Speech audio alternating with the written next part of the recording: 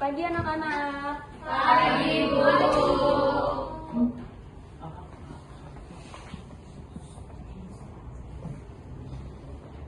Oke, apa kabar semuanya? Baik, Guru.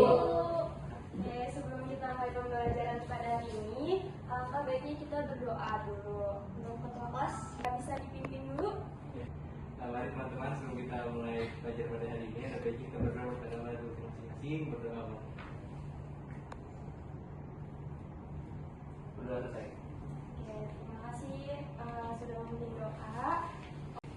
Baik, sebelum kita masuk ke materi hari ini, Ibu mau tanya, ada yang masih ingat gak pertemuan minggu lalu kita membahas apa? Tentang konflik sosial, Bu. Oke, bagus, benar banget jawabannya tentang konflik atau permasalahan sosial. Nah, makasih banget ya Nai udah mengawali pembelajaran hari ini dengan semangat. Ibu yakin banget kalian ini calon-calon generasi penerus bangsa yang hebat dan pastinya kompeten. Oke, masih berkaitan sama materi minggu lalu. Kali ini kita akan membahas permasalahan sosial, tapi kali ini permasalahan sosialnya ini diakibatkan oleh adanya pengelompokan sosial. Nah, ada yang mau coba jelasin nggak sebelumnya? Atau yang pernah punya pengalaman dalam permasalahan sosial? Saya, Bu. Silakan, Atta. Permasalahan sosial akibat pengelompokan sosial itu adalah konflik karena adanya perbedaan dalam suatu kelompok, Bu. Oke, betul sekali apa yang dijawab oleh Atta. Nah, jadi saya izin melengkapi. Pengelompokan sosial itu punya definisi, yaitu proses pembentukan kelompok berdasarkan kategori tertentu. Nah, pengelompokan sosial bisa juga digunakan untuk mempermudah proses identifikasi di suatu kelompok masyarakat yang kompleks. Nah, sedangkan permasalahan sosial akibat pengelompokan sosial itu terjadi ketika individu atau kelompok dalam masyarakat dibedakan berdasarkan karakteristik tertentu seperti status ekonomi, etnis, agama, jenis kelamin, ataupun kemampuan. Nah, pengelompokan ini sering menghasilkan ketidaksetaraan dan ketidakadilan yang dapat memicu berbagai masalah. Paham semuanya? Nah, di sini kalian bisa melihat ada beberapa faktor dari permasalahan pengelompokan sosial. Yang pertama itu ada faktor ekonomi, faktor budaya, faktor biologis, dan faktor psikologis. Sekarang Ibu mau semuanya berdiskusi dengan teman sebelah kalian terkait pengalaman pribadi atau mungkin yang pernah membaca informasi terkait materi yang sudah saya jelaskan. Kemudian nanti perwakilan itu ya bisa memaparkan hasil diskusinya. Ayo didiskusikan ya. Ada yang kesulitan? Untuk Atta, ada kesulitan? Aman. Ada kesulitan? Aman, Bu. Ini untuk laki-laki ada kesulitan atau tidak? Aman, Ibu.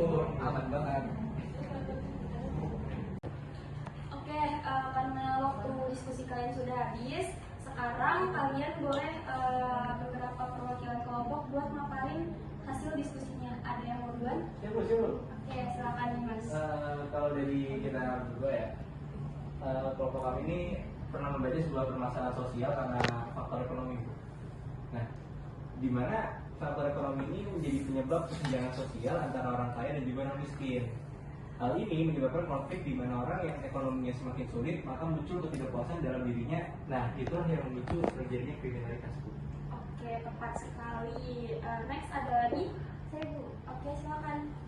Kalau dari kelompok saya berdasarkan pengalaman pribadi dari salah satu anggota, yaitu permasalahan sosial dari faktor budaya, di mana perbedaan budaya dan latar belakang bisa menyebabkan kesalahpahaman dan perselisihan antar sesama individu. Oke, bagus banget ya hasil diskusi kalian dan pemaparan dari beberapa teman kalian. Karena tadi kita udah belajar materi, udah berdiskusi dan presentasi, di sini Ibu mau nanya, ada yang mau mengulas sedikit pembahasan kita hari ini? Mungkin kayak ada yang ingat nggak apa itu permasalahan sosial akibat pengelompokan sosial? Saya, Bu.